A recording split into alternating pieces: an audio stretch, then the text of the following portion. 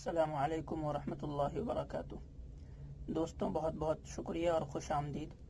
پچھلے ہفتے ہم نے جو پیغمبر اسلام صلی اللہ علیہ وسلم کے اوپر لائیو سیشن کیا تھا، اس کی پسندیدگی کا شکریہ۔ کچھ دوستوں نے یہ خواہش ظاہر کی کہ سیشن تو بہت مفید تھا لیکن بڑا لمبا تھا، 1 گھنٹے سے کے اوپر کا تھا، تو اس سیشن میں جو باتیں ہوئی اس کا ایک مختصر سا خلاصہ ایک چھوٹے سے ویڈیو میں آ جانا چاہیے۔ تو یہ ویڈیو اسی حوالے سے ہے، اس کا خلاصہ یہ ہے۔ اس دن بیسیکلی ہم نے نبی علیہ الصلوۃ والسلام پہ لگائے جا رہے 2 الزامات کا جائزہ لینے کی کوشش کی تھی۔ ایک تو یہ کہ کیا نبی علیہ الصلوۃ والسلام کی ذات نعوذ باللہ جنگی نفسیات رکھتی تھی، یا نعوذ باللہ نبی علیہ الصلوۃ والسلام معصوموں کو قتل کراتے تھے، یا اسی طریقے سے کیا نبی علیہ الصلوۃ والسلام نے ایک ایسی قوم یا ایسی دین کی بنیاد رکھی جس کی بنیاد جنگ پر ہے۔ اور دوسرا یہ کہ نبی علیہ الصلوۃ والسلام کی جو شادی حضرت عائشہ رضی اللہ عنہا سے ہوئی، اس کی کیا سچائی تھی اور اس کے الزامات کہاں تک درست ہیں، اور اس میں کون کون سے الزامات ایسے ہیں جو الزام بنتے ہی نہیں ہیں۔ تو سب سے پہلے ہم پہلے موضوع کی طرف آتے ہیں اور اس کو ڈسکشن کر کے دیکھ لیتے ہیں کہ نبی علیہ الصلوۃ والسلام نے اپنی زندگی میں، مکی کی جو زندگی ہے 13 سالہ، اس میں کوئی جنگ نہیں کی، کوئی مہم یا کسی طرح کے غزوات وقوع پذیر نہیں ہوئے۔ نبی علیہ الصلوۃ والسلام کی جو 10 سالہ مدینے کی زندگی ہے، جو کہ ایک حاکم کے طور پہ بھی ہے اور ریاست کے حکومت کی باغ ڈور سنبھالنے والے ذمہ دار فرد کی طور پہ بھی ہے، تو وہاں ہم دیکھتے ہیں کہ نبی علیہ الصلوۃ والسلام نے اپنے 10 سالہ مدت میں 100 سے زیادہ مہمیں روانہ کی، جس میں 29 میں خود نبی علیہ الصلوۃ والسلام شامل ہے۔ بعد جو لوگ الزام دھرتے ہیں وہ لوگ اپنے ثبوت کے طور پہ سب سے بڑا واقعہ جو ذکر کرتے ہیں وہ بنی قریظہ کا واقعہ ہے۔ تو سب سے پہلے تو ہمیں یہ سمجھنا چاہیے کہ وہاں ہوا کیا۔ میں مختصراً اس کے حالات بتاتا ہوں۔ جب نبی علیہ الصلوۃ والسلام مدینہ آئے تو جو الگ الگ یہودیوں کے قبائل تھے مدینے میں، اس سے نبی علیہ الصلوۃ والسلام کا معاہدہ ہوا۔ معاہدے میں یہ تذکرہ تھا کہ اگر کوئی یہودیوں پہ حملہ کرتا ہے باہر سے تو مسلمان یہودیوں کے ساتھ مل کے یہودیوں کا دفاع کریں گے، یا اسی طرح سے اگر کوئی باہر سے مسلمانوں کے اوپر حملہ کرتا ہے تو یہودیوں کی یہ ذمہ داری ہے کہ وہ مسلمانوں کے ساتھ مل کے مسلمانوں کا دفاع کریں۔ اس کے بعد ہم دیکھتے ہیں کہ 5 ہجری میں کفار مکہ بہت سارے الگ الگ ٹرائبلز کو، الگ الگ قبائل کو ملا کے ایک فوج لے کر مدینہ آتے ہیں، جسے ہم غزوہ احزاب یا غزوہ خندق کہتے ہیں۔ اس وقت بنی قریظہ نے یہ کیا کہ مکہ کے لوگوں نے بنی قریظہ کو لالچ دی کہ آپ ایسا کریے، مدینے کے اندر سے حملے کی تیاری کریے، یہ مسلمانوں کا آپ ساتھ نہیں دیجیے، آپ ہمارے ساتھ آ کے مل جائیے۔ شروع میں تو بنی قریظہ کے لوگ یعنی کہ ہچکچاتے رہے، لیکن پھر جا کے بعد میں ایگری ہو گئے کہ ٹھیک ہے، ہم آپ کا ساتھ دیں گے، ہم مسلمانوں کے ساتھ نہیں لڑیں گے آپ اگر حملہ کرتے ہیں تو۔ یہ بات نبی علیہ الصلوۃ والسلام کو پتہ چلی، اس معاہدے کے بارے میں جو خفیہ معاہدہ تھا، یہ بات پتہ چل گئی۔ نبی علیہ الصلوۃ والسلام جب کفار مکہ مدینہ سے اپنا محاصرہ اٹھا کے اپنے لشکر کو لے کر کے چلے گئے تو نبی علیہ الصلوۃ والسلام بنو قریظہ کی بستی میں آئے مسلمانوں کو لے کر کے، اور اس کے بعد محاصرہ کیا قلعے کا۔ 20 دن سے اوپر، 24-22 دن کے آس پاس وہ محاصرہ رہا۔ اس کے بعد جب یہ جرم ثابت ہو گیا کہ بنی قریظہ نے واقعتاً خفیہ معاہدہ کیا تھا کفار مکہ کے ساتھ اور مسلمانوں کے خلاف جو میثاق تھا، جو معاہدہ تھا، اس کی خلاف ورزی کی ہے، تو نبی علیہ الصلوۃ والسلام نے یہ کہا کہ آپ اپنا حکم چن لیں کہ آپ کا کیا فیصلہ کیا جانا چاہیے۔ تو ان کا حلیف قبیلہ جو تھا مدینے میں وہ اوس تھا، حلیف مطلب دوست قبیلہ جو تھا، تو اوس کے جو سردار تھے سعد بن معاذ، وہ حکم کے طور پہ چنے گئے، اور یہ حکم خود بنی قریظہ کے لوگوں نے ان کو چنا۔ تو حضرت سعد بن معاذ نے کہ جب جرم ثابت ہو گیا سارے گواہیوں اور سارے شواہد کی بنیاد پہ، تو حضرت سعد بن معاذ نے کہا کہ آپ کا فیصلہ آپ کے دین کے مطابق کیا جائے گا، کہ انہوں نے یہ فیصلہ کیا کہ جتنے بھی مرد ہیں، بالغ مرد ہیں 15 سال سے اوپر کے، ان سب کو قتل کیا جائے۔ تو یہ جو سزا ہے نا، یہ سزا یہودیوں کی جو کتاب ہے، قانون کی کتاب تورات، اس کا ایک حصہ ہے جس کو تثنیہ کہتے ہیں، ڈیوٹرونومی کہتے ہیں انگلش میں۔ اس کے اندر یہ لکھا ہوا ہے، یہ قانون لکھی ہوئی ہے کہ اگر کوئی اس طرح سے جنگ کے خلاف جا کے جنگی معاہدے کے خلاف ورزی کرتا ہے اور کسی کے ساتھ جنگ کی طرف خامخواہ کا ابھارتا ہے تو اس کے ساتھ یہ سلوک کیا جانا چاہیے۔ تو یہ فیصلہ نہ تو مسلمانوں کا ہے، نہ نبی علیہ الصلوۃ والسلام کی ذات کا ہے. اس فیصلے میں نبی علیہ الصلوۃ والسلام کا کوئی مشورہ بھی شامل نہیں ہے، بلکہ وہ ایک فریق کے طور پہ ہیں اور یہودی ایک فریق کے طور پہ ہیں، اور بیچ میں ایک حکم دوسرے ہیں، اور وہ حکم ہے جو کہ اپنی طرف سے نہیں بلکہ ان کے طرف سے جو مجرم ہیں ان کے ہی قانون کے اعتبار سے فیصلہ کر رہے ہیں. تو آپ دیکھیں کہ نبی علیہ الصلوۃ والسلام نہ تو فیصلہ کرنے والے حاکم ہیں یہاں پہ، نہ وہ کوئی مشورہ دے رہے ہیں فیصلے میں. تو یہ الزام نبی علیہ الصلوۃ والسلام پہ رکھنا کہ آپ نے قتل کرا دیا، نعوذ باللہ من ذالک، یہ سراسر ایک الزام ہے نبی علیہ الصلوۃ والسلام پہ کہ آپ جنگی نفسیات رکھنے والے تھے. اس واقعے سے یہ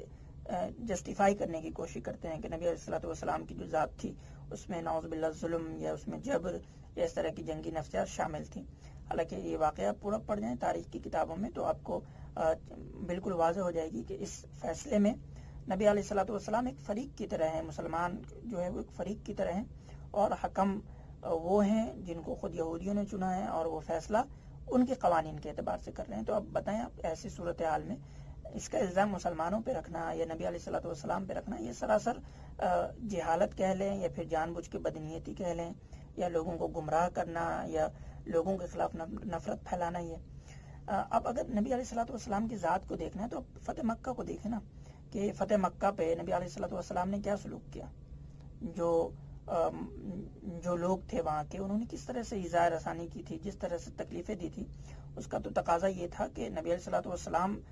کہتے کہ بھائی ٹھیک ہے آج تو آپ ہمارے قابو میں ہیں، آپ سے ہم انتقام لیں گے، بدلہ لیں گے. لیکن نبی علیہ الصلوۃ والسلام کی ذات رحمت للعالمین تھی، انہوں نے عام معافی کا اعلان کیا. کسی ایک شخص کو قتل نہیں کیا گیا یا کوئی سزا دی گئی، عام معافی کا اعلان. آپ ایسی مثال پوری انسانی تاریخ میں اور کہیں نہیں پائیں گے کہ کوئی فاتح قوم اس طرح سے کہیں داخل ہوئی فتح کر کے اور اس کے بعد اس نے یہ فیصلہ کیا ہوئی. اپنے آپ میں ایک مثالی فیصلہ ہے جو کہ ساری انسانیت کے لیے رہنمائی کا کام کرتی ہے. اب ہم دوسرا جو موضوع ہے حضرت عائشہ رضی اللہ عنہا کے نکاح کا اور رخصتی کا، وہ دیکھنے کی کوشش کرتے ہیں. تو بہت سارے لوگ عجیب اعتراضات کرتے ہیں. بہت سارے اعتراضات ایسے بھی ہیں کہ ہمارا ایمانی جذبہ ہمیں اس چیز کی اجازت نہیں دیتا کہ اس کو بیان بھی کریں. خیر بہت سارے اعتراضات آپ نے بھی سن رکھے ہوں گے تو پتہ ہے کہ کیا کیا اعتراضات کیے جاتے ہیں اس پہ. تو بہت سارے جو مسلم علماء ہیں، دانشور ہیں، اسکالرس ہیں، انہوں نے اس کا جواب دیا ہے، کافی شافی جواب دیا ہے. جیسے کچھ محققین تو اس طرف بھی گئے ہیں کہ وہ کہتے ہیں کہ حضرت عائشہ کی عمر 9 سال نہیں تھی، بلکہ کچھ ایسے شواہد ملتے ہیں جس سے یہ پتہ چلتا ہے کہ حضرت عائشہ رضی اللہ عنہا کی عمر 15-16 سال سے زیادہ تھی. لیکن یہ مرجوح قول ہے، بلکہ راجح قول یہی ہے، اصل یہی ہے کہ 9 سال کی عمر میں ہی رخصتی ہوئی تھی. تو جب یہ اسٹیبلش ہو جاتا ہے کہ حضرت عائشہ رضی اللہ عنہا کی رخصتی 9 سال میں کی عمر میں ہوئی تھی، تو پھر اسکالرس نے اس کو اس طرح سے جواب دینے کی کوشش کی ہے کہ آپ اس معاشرے میں جا کے دیکھیں کہ کیا یہ چیز معیوب تھی یا کیا یہ اس معاشرے کے اعتبار سے یہ چیزیں غلط تھی. اگر نہیں تھی تو آپ اپنے کسی ایک معاشرے کا جو کہ بہت دور ہے آپ کے زمانے کے لحاظ سے، اس کے ایک جزوی واقعات کو ایک نبی علیہ الصلوۃ والسلام کے بہت سارے فیصلے یا بہت ساری چیزوں میں سے ایک فیصلہ ہے یا ایک حصہ ہے، اس کو آپ اٹھا کے آپ اپنے معاشرے پہ اس کو منطبق کر کے چیزوں کو نہیں دیکھ سکتے ہیں. بلکہ ہر معاشرے کا اپنا ایک اسٹینڈرڈ ہوتا ہے، اس کا اپنا ایک معیار ہوتا ہے، اس کے اندر اپنی چیزیں ہوتی ہیں جو معیوب اور غیر معیوب سمجھی جاتی ہیں، جو ایکسیپٹیبل ہوتی ہیں. تو اس معاشرے کے اعتبار سے یہ چیزیں ایکسیپٹیبل تھی تو آپ کو کوئی حق نہیں پہنچتا کہ آپ اس معاشرے میں جا کے اس طرح کی تنقید کرنے کی کوشش کریں. لیکن میرا جو اپنا نقطہ نظر ہے اس حوالے سے وہ یہ ہے کہ خیر آپ اگر معاشرے کو چھوڑ بھی دیں، ہم اس معاشرے کی بات نہیں کرتے ہیں، اگر کمپیئر بھی کرنا ہے تو ہم دیکھیں نا اصل کہ ہم کم عمری کی شادی کے خلاف کیوں ہوئے ہیں، یا کوئی معاشرہ اگر کم عمری کی شادی کو پسند نہیں کرتا ہے تو وہ کیوں نہیں کرتا ہے. اس کے کچھ وجوہات ہوں گے. ایسا تو نہیں ہے کہ بذاتی ہی اپنے آپ میں ہی کم عمری کی شادی خراب ہے، یہ چیز تو نہیں ہے، ایسی بات تو نہیں ہے. بلکہ ہم نے بہت دنوں تک جب انسانی سماج نے یہ مشاہدہ کیا، یہ دیکھا کہ کم عمری میں اگر شادی ہو جاتی ہے تو اس کے منفی اثرات مرتب ہوتے ہیں، جسمانی طور پہ، ذہنی طور پہ، نفسیاتی طور پہ. جیسے کہ اگر کم عمری میں ماں بن جاتی ہیں عورتیں تو جسمانی طور پہ وہ بہت کمزور ہو جاتی ہیں، لائف ایکسپیکٹنسی پہ اس کا اثر پڑتا ہے. اسی طرح ان کی ایک طریقے سے شادی کے بعد تعلیم کا سلسلہ جو ہے وہ اکثر و بیشتر لوگوں کو، مرد ہو عورت ہو، رک جاتا ہے. اسی طریقے سے معاش کی ذمہ داری جو ہے وہ کم عمری میں مردوں پہ آ جاتی ہے. اس طرح کی اور بھی چیزیں ہیں جو کہ ایک انسان کو نفسیاتی طور پہ گنجلک کر دیتی ہے, پیچیدہ کر دیتی ہے, جو کہ انسان کے لیے صحیح نہیں ہے.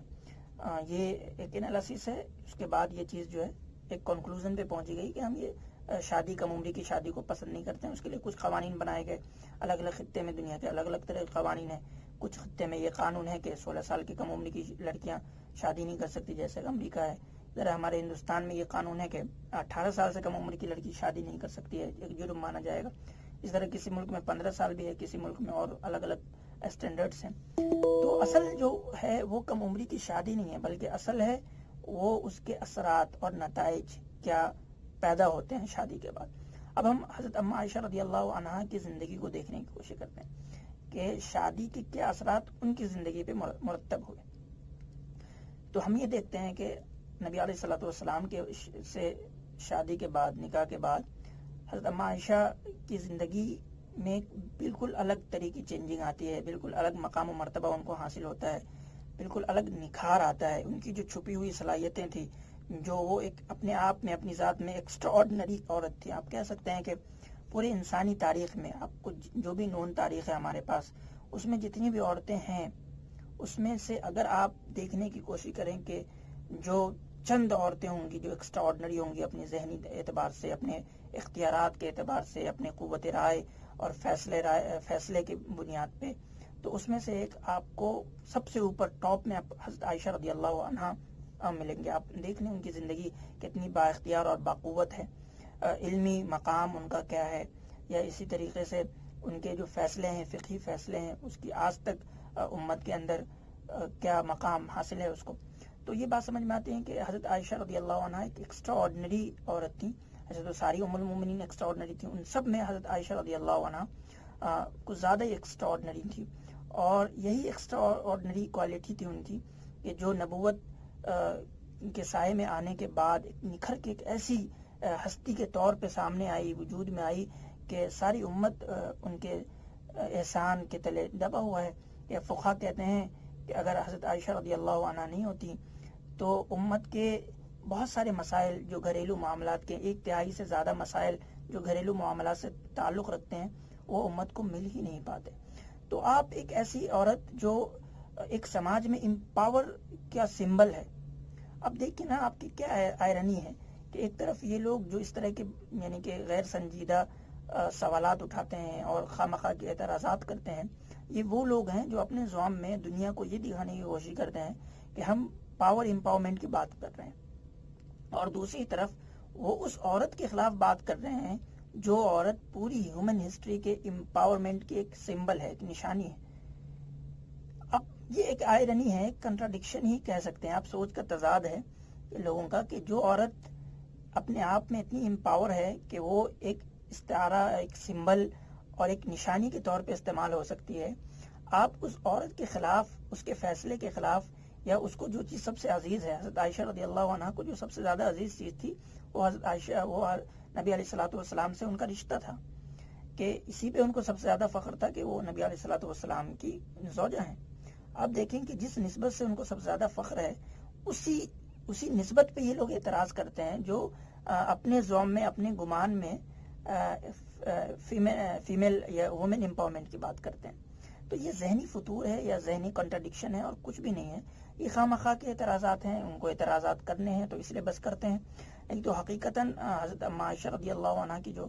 شادی ہے اس میں کوئی اس طرح کے اعتراضات نہیں بنتے ہیں کہ ان کو کوئی اس رشتے کی وجہ سے ان کو ذہنی طور پہ یا ان کو اور کسی دوسرے زاویے سے, دوسرے اسپیکٹ سے کسی طرف سے ان کو نقصان پہنچا ہو. بلکہ آپ پڑھیں, تفصیل سے پڑھیں تو پھر سمجھ میں آئے گی کہ حضرت عائشہ رضی اللہ عنہا کی ہستی ہے کیا.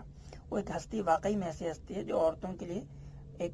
قابل تقلید, ایک رول ماڈل ہے. وہ دوستوں مجھے امید ہے کہ آپ کو یہ سارے جو ڈاؤٹس ہیں,